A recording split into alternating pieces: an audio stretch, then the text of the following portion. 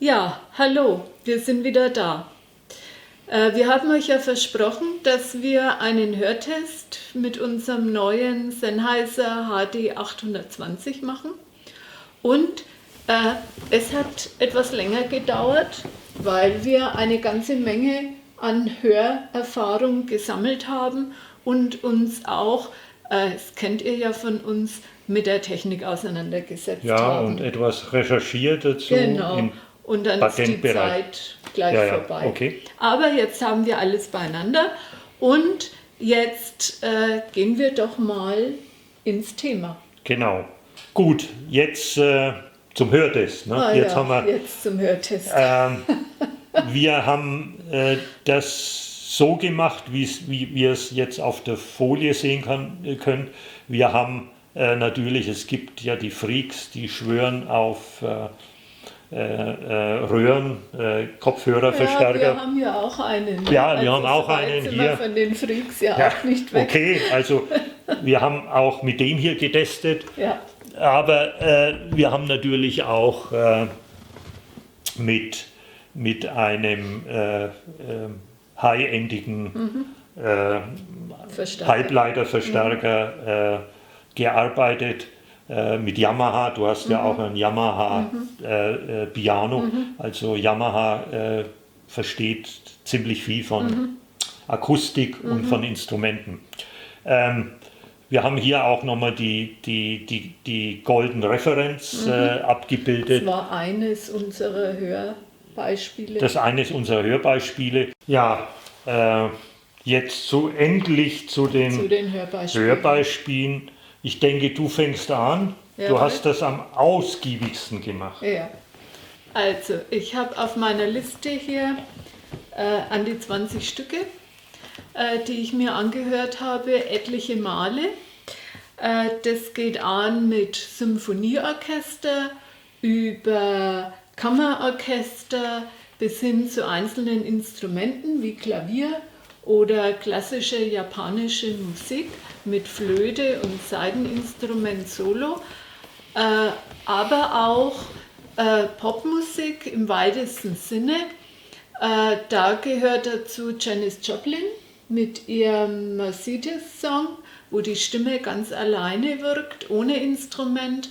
Und es geht hin bis Queen und Rammstein, die neue CD, die Zeit. Und dann dazwischen noch etwas Jazz, die auf unserer goldenen Referenzscheibe ist der gute alte Louis Armstrong.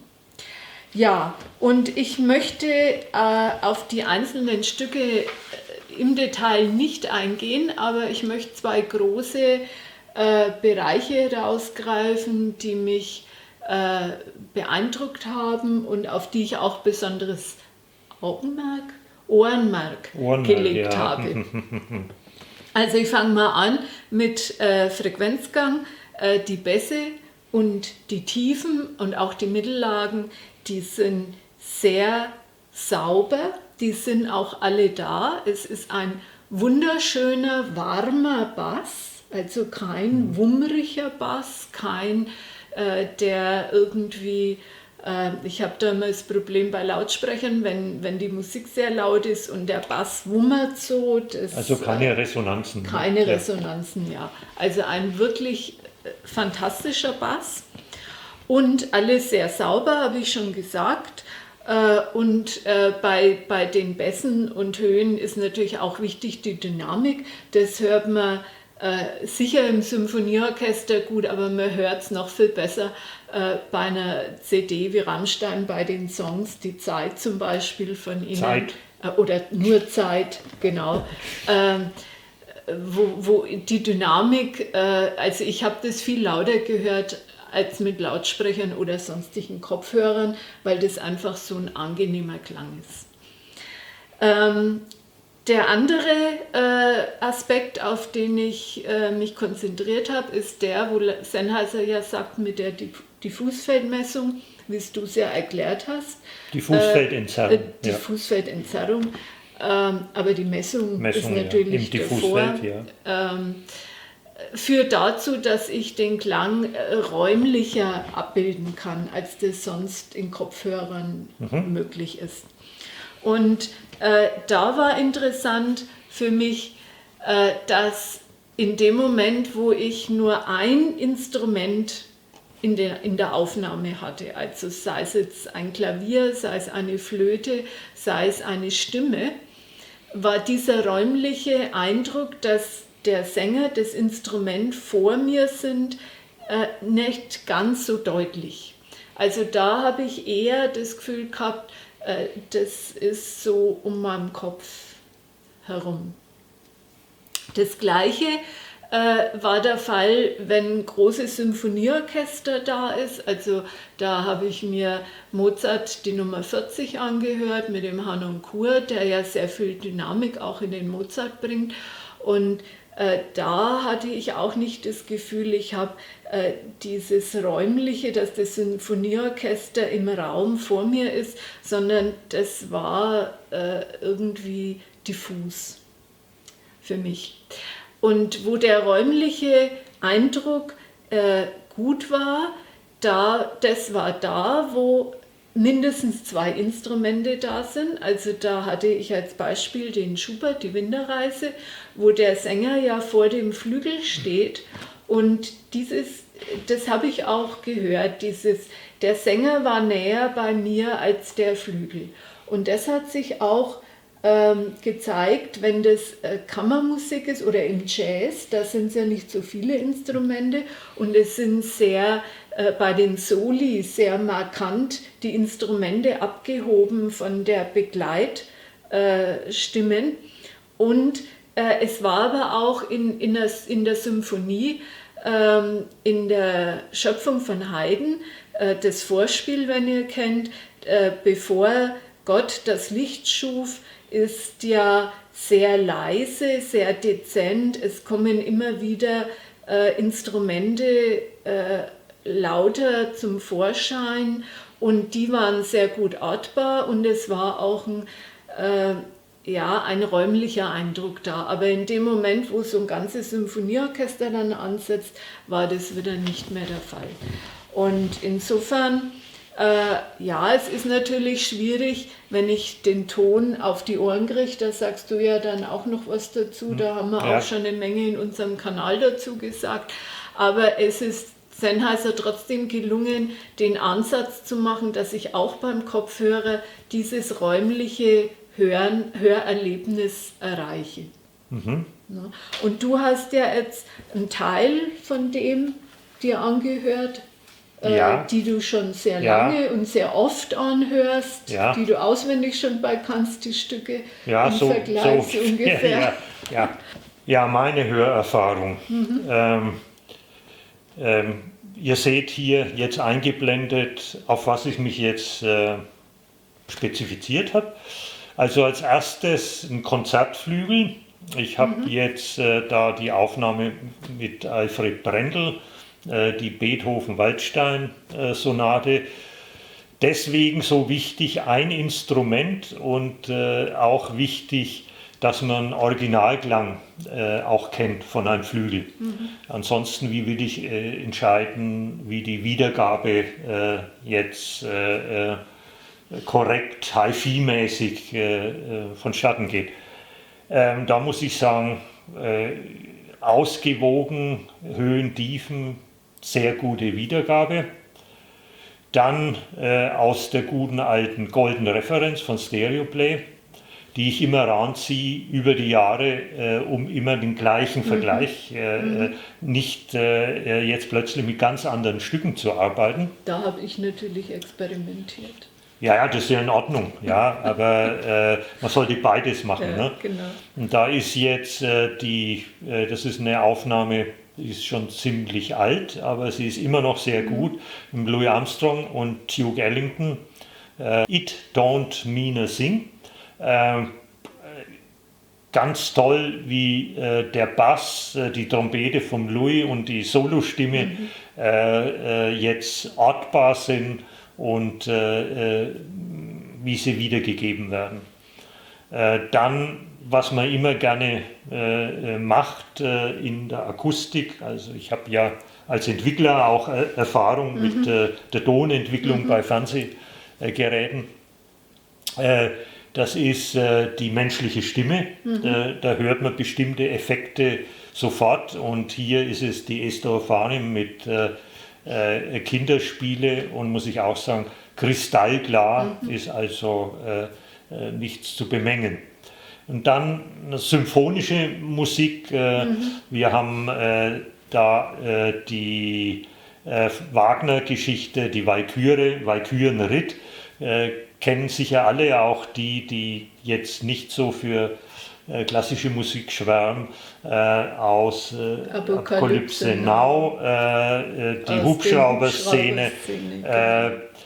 Ist ganz toll, sich das anzuhören.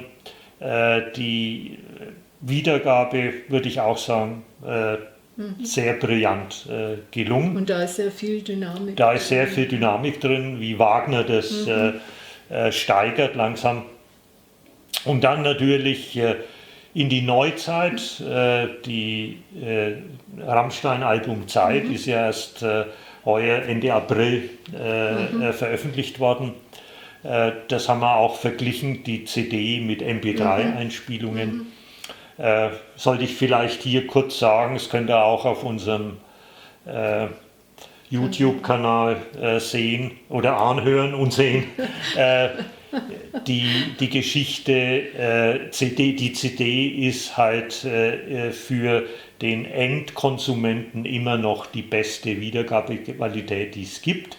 Hat bezüglich der Parameter ist der Schallplatte überlegen und natürlich auch MP3 überlegen. Die CD ist nicht datenreduziert. Das heißt also, das ist ein brillantes Medium, um solche Vergleiche zu machen. In Zukunft wird wahrscheinlich High-End-Streaming ohne Datenreduktion seinen Weg machen, hoffentlich. Aber im Moment ist es noch nicht sehr populär. Gut, aber was ich dazu sagen wollte, auch mit MP3 klingt der Kopfhörer noch ziemlich gut. Und was man hier sagen muss, das hast du, glaube ich, auch schon gesagt, also die zwei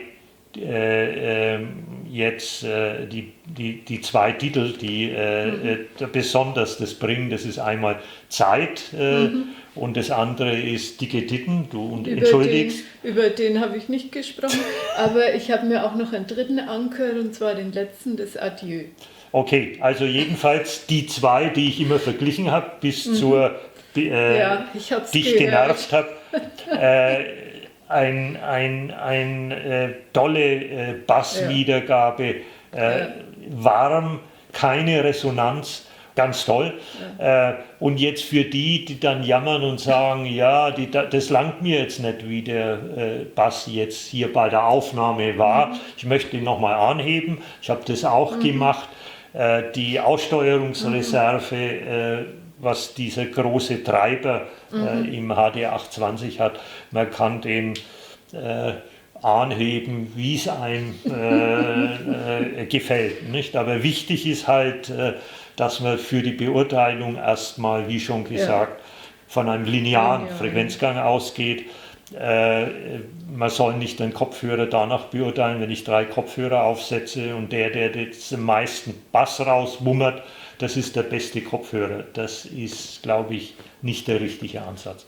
Ja, deswegen haben wir ja auch aus allen Genres Musikstücke für den Hörtest verwendet. Ja, es ist schwierig, jetzt die tiefste Basswiedergabe jetzt an einem Klaviersonate zu testen. Ne? Ja, genau. Ja, dann vielleicht generell zum Raumeindruck, die Stereowiedergabe über Kopfhörer.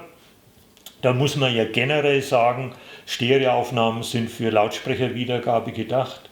Und beim Hören dieser Aufnahme über Kopfhörer tritt die im Kopf Lokalisation auf, Das heißt also, wir haben den Eindruck, als ob nicht das akustische Geschehen vor uns oder um uns herum passiert, sondern es passiert in unserem Kopf. Wir gewöhnen uns so dran, wenn man 2 Stunden über Kopfhörer hört, dass man es nicht mehr realisiert. Aber wenn ihr mal darauf achtet, es ist immer so, als ob sich das in eurem Kopf abspielt.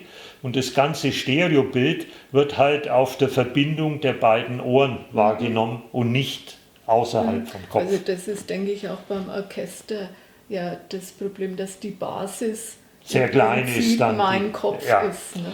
Und das führt natürlich zu einem unnatürlichen Hörerlebnis, als ob die Schallquellen im Kopf sitzen würden. Und da ist es nun so, mit der Lautheits-Diffusfeld entzerrten Kopfhörer von Sennheiser sagen die jetzt im Marketingtext, in einem User-Manual, in der Anwendung zeigt ein diffusfeldentzerrter Kopfhörer einen deutlich räumlicheren Eindruck und eine verbesserte Vorn-Hinten-Ortung, also Außerkopfortung. Das Klanggeschehen findet außerhalb des Kopfes statt, nicht begrenzt auf den Raum zwischen den Ohren. Wir haben es hier im Bild so angedeutet, dass jetzt der Flügel nach vorne oben verschoben ist. Die hat sich bei unseren ganzen Hörerlebnissen eigentlich bewahrheitet, dass es verbessert ist, aber bei Gott es ist nicht so, dass sich das jetzt alles außerhalb unseres Kopfes abspielt. Das ist auch nicht so möglich. Das geht dann erst nur mit echtem 3D-Audio. Da könnt ihr mal auch auf unserem Kanal ansehen, was da zu erwarten ist. Da gibt es im Moment auch Entwicklungen, die laufen. Also da ist für die Kopfhörerwiedergabe nochmal durchschlagende Verbesserung dann noch möglich. Aber das war jetzt nicht, das kann der Kopfhörer ja nicht leisten. Das hat was mit der Quelle dann zu tun. Ne? Genau. Gut, so was ist unser Gesamturteil? Ich möchte ihn nicht mehr missen. Ich würde auch sagen, er trägt, was die Marketing-Aussage ist, die Bezeichnung Referenzkopfhörer zurecht. Ja. Und eigentlich, wir sind begeistert von ihm. So, dann bleibt uns nur eins. Hoffentlich hat euch unser Podcast gefallen. Über ein Like würden wir uns freuen. Bis zum nächsten Podcast. Und den Kanal abonnieren wäre ist noch auch besser. Schön, genau. Also bis zu unserem nächsten Podcast. Tschüss.